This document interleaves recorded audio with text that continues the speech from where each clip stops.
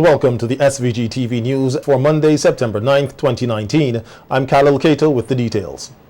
Former Governor General and medical practitioner Sir Frederick Ballantyne was today recognized for his contributions to the Trinity Medical School of Sciences and Healthcare on a whole here in SVG. At a ceremony at its campus at Rathmill, the Trinity Medical Sciences University dedicated its learning center to Sir Frederick. SVG-TV's Barvin Oliver tells us more in this report. Patience, keen leadership, honesty, and mental commitment were some of the qualities used to describe Sir Frederick Ballantyne as he was honored today, Monday, September 9th, 2019, by one of the most prestigious medical schools on the island, the Trinity Medical Sciences University. The institution began operation in SVG some 11 years ago with 18 students, and today has a student population of over 500. Delivering remarks at today's dedication ceremony was one of the founders and president of the Trinity Medical School of Sciences, Stephen R. Wilson, who said it was because of Sir Frederick's optimism and determination why the school is located here in SVG and was able to achieve many milestones. Wilson said Sir Frederick's love for SVG is seen in the way he supports the institution, students, and people on a whole. I wish every Vincentian could see what I've experienced working with him. They would be even more amazed. He gives of his time and energy to help make St. Vincent a better place for visitors and Vincentians alike. Never ask for anything in return unless you're a physician. He enjoys recruiting physicians to help the people of St. Vincent. He also loves sharing his wisdom and expertise with medical students.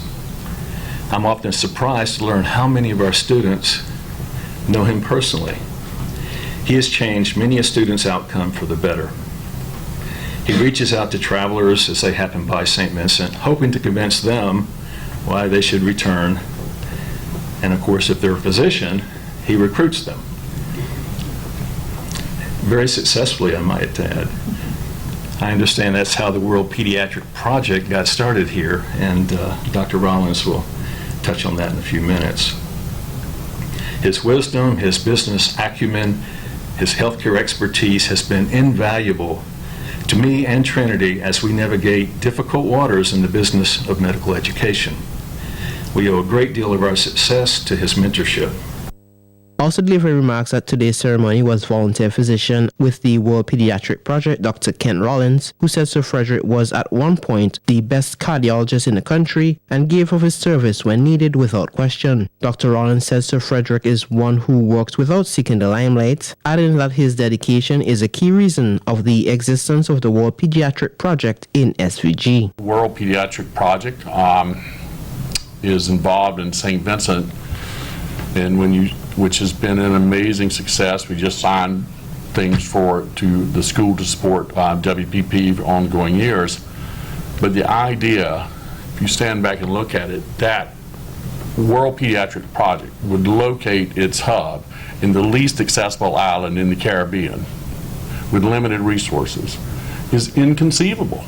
But it's here, and it's only here for one reason, and it's Dr. Ballantyne. If he's not here helping with the government, behind the scenes, getting no credit, there was no way we would have the hub here. And that hub has raised the bar, again, for the medical care in St. Vincent, and now the region, a tremendous amount. I mean, and it's only, no one would choose to put it here if he wasn't here, which is just a great thing. So, and that's been exciting to watch it grow. Honoree Sir Frederick Ballantyne said today is special to him and encouraged other trained physicians to find ways they can make a positive impact on the nation and the world. I always believe that if you can train physicians,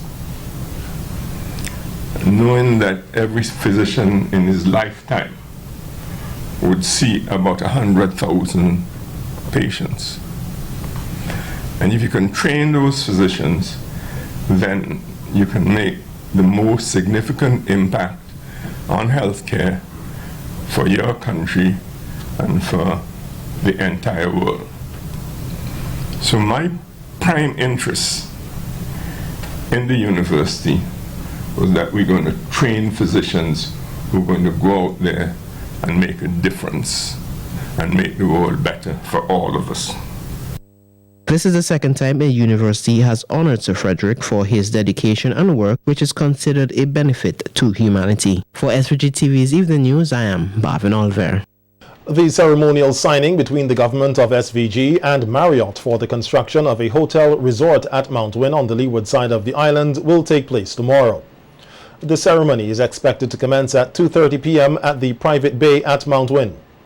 Several speakers are down to address the ceremony, including CEO of the Tourism Authority, Glenn Beach, Marriott's Vice President for International Hotel Development for the Caribbean and Latin America, Bojan Kumar, Minister of Finance and Economic Planning, Camilo Gonzalez, and Minister of Tourism, Sports and Culture, Cecil Sesmaki. At a recently held media conference, Minister Gonzalez said that having a Marriott hotel, which will be the first luxury brand hotel on mainland St. Vincent, will send a message to other brands that they can get involved in the country's development. He also said there is already another hotel chain working with a private entity as a result of hearing that Marriott was coming to this country, and he's hopeful that this will spur further private sector development. The 250-room hotel in Mount Wynn is just one of many hotel developments taking place on the mainland in an effort to increase the room stock.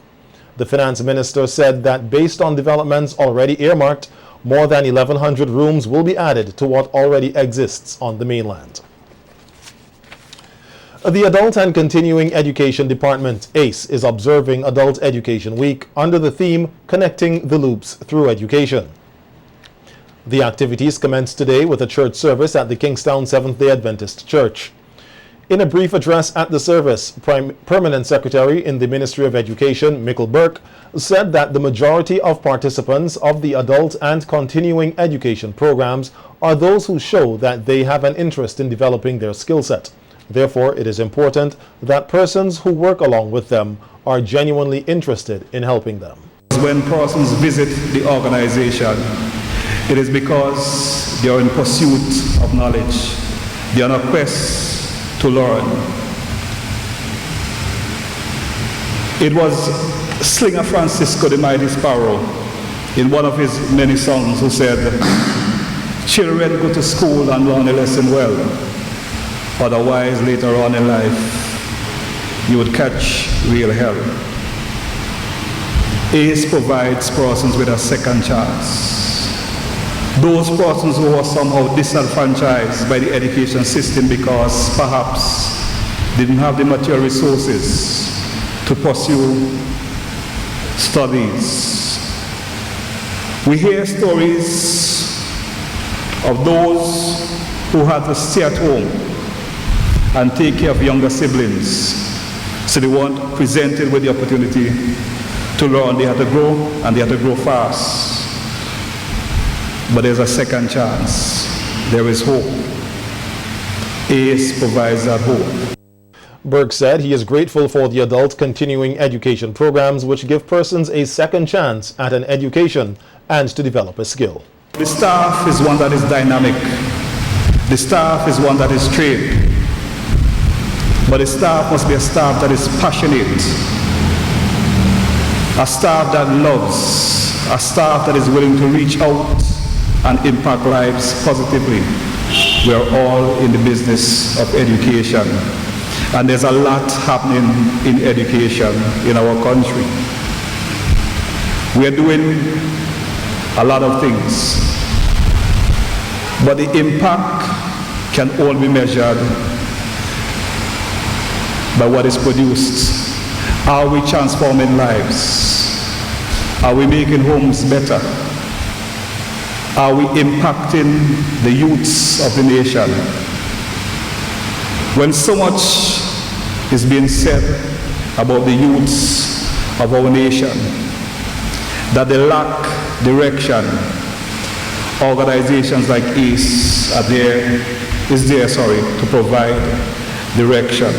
The Ministry of Education is there to provide direction. But the Ministry of Education cannot stand alone. It requires the support of the community, because it is the support of the community that will build this nation. The Adult and Continuing Education Department's week of activities will continue tomorrow with zonal activities.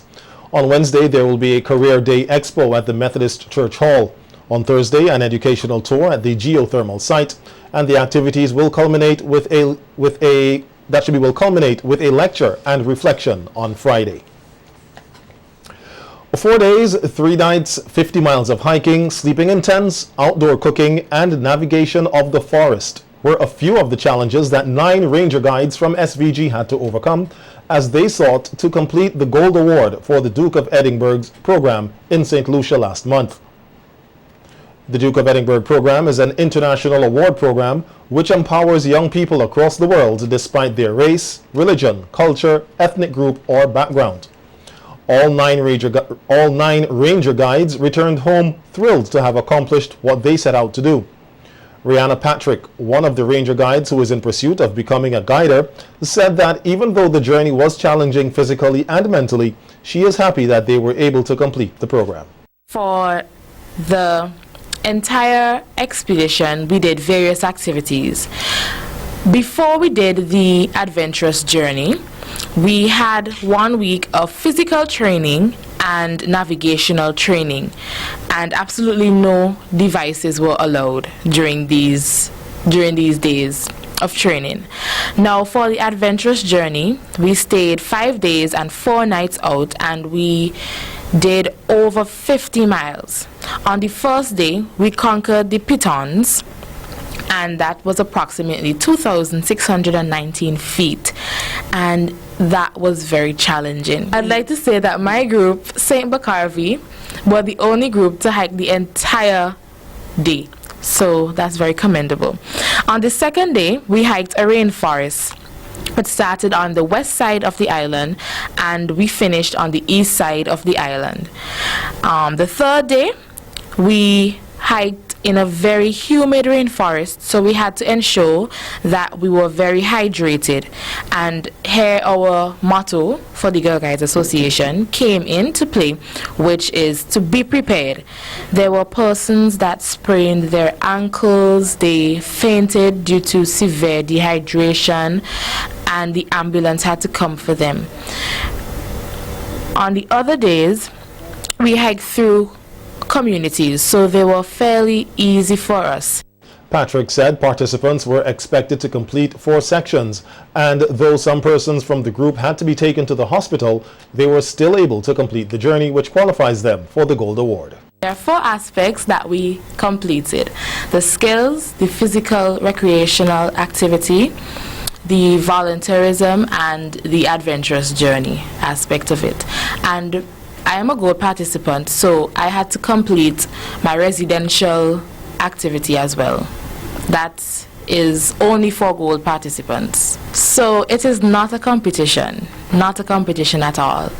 Everybody that participates, they all work together as a team, and the Duke of Edinburgh Award program is not for anyone to feel that they are more than the other participants, but it just seeks to empower us as young persons and help us to be more prepared and equipped for the world. Like more teamwork? More team building activities. We had to work together in groups, and if we did not work in our groups, we would have been disqualified. Patrick used the opportunity to urge young girls to get involved in girl guiding, as she sees it as an opportunity for them to develop themselves as leaders. She said that next year they'll be going to Jamaica as trainee leaders, and encouraged persons from different associations to register to be a part of the adventure under the Duke of Edinburgh program.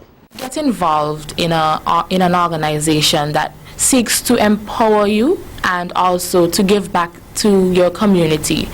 The Girl Guides Association is excellent. Young ladies out there, if you're looking to get involved in anything that will develop you holistically, I encourage you to join the Girl Guides Association of St. Vincent and the Grenadines. You will not regret. Guiders out there, always push your girls to be involved, always, because a lot of persons may have negative things to say about young people in this day and age, but being involved in this organization really pushes you to be the best you. and I could speak from my personal experiences. Guiding has transformed my life, and I have absolutely no regrets joining the Girl Guides Association of St. Vincent and the Grenadines. The Royal St. Vincent and the Grenadines Police Force is carrying out investigations in connection with a series of sexual offences which occurred in the Rillan Hill area between 2018 and 2019. Bentley Francis, or Phillips, is said to be a person of interest, and the police is soliciting the public's assistance in locating him. The police further said that he must be approached with caution. If seen, persons are asked to contact any police station or Assistant Commissioner of Police in charge of crime at telephone numbers 451-2467 or 457-1211 extension 217, or the officer in charge at CID CRO MCU at 456-1810 or 457-1211 extension 216 or 220. Vincentians are coming forward to provide their time, skills, and expertise to help with the relief efforts needed in the Bahamas at this time. Over a week ago, Hurricane Dorian left parts of the Bahamas without much needed infrastructure and many people homeless. The Ministry of Labor is beginning to mobilize manpower support to assist with the humanitarian and reconstruction efforts in the hurricane-ravaged areas in the Bahamas. In a telephone interview with SVG-TV News, Minister with responsibility for Labor, Saboto Caesar, said the registration exercise has already begun for persons interested in working in the Bahamas to assist with the recovery efforts. Carpenters, masons, plumbers, persons who are electricians, and persons who have different skills in coordinating. Therefore, the Department of Labor did a release. And in the release, it basically asked and requested persons who are interested to come to the office of the Department of Labor, starting from Monday, which is coming Monday, which is the 16th of September. However, because of the growing demand for workers, there are persons who have started to register this morning. And the registration process is going to be for the entire week from the 9th to the 13th, and we're going to start again from the 16th up until the 20th. It is from 9 o'clock, 9:30 in the morning, and it goes up until 3:30. Persons are asked to bring along with them an identification card or a passport, and the information will be taken by officers who are there ready to take the information so that we can start the processing of the information. Minister Caesar said there are 2 Vincentians already on the ground in the Bahamas gathering the necessary information about the current needs, and they have reported that the demand is for humanitarian work. I was advised by the authorities in the Bahamas that the humanitarian work and focus is what is taking place right now. However, in the next 2 to 3 weeks, we are going to see the heavy demand for the construction workers, the masons, the carpenters, the electricians, the plumbers, and also persons to do ancillary support services. There are 2 Vincentians already in the Bahamas who are in the process of completing the first phase of their employment to be stationed in the Bahamas. One is Kishore Sibbles, to be stationed in the Bahamas to get information from the contractors in St. Vincent and the Grenadines, and the persons who are able to or willing to take their services to the Bahamas, so that we can have an easy transitioning of persons who are willing to go and the demand for the services there.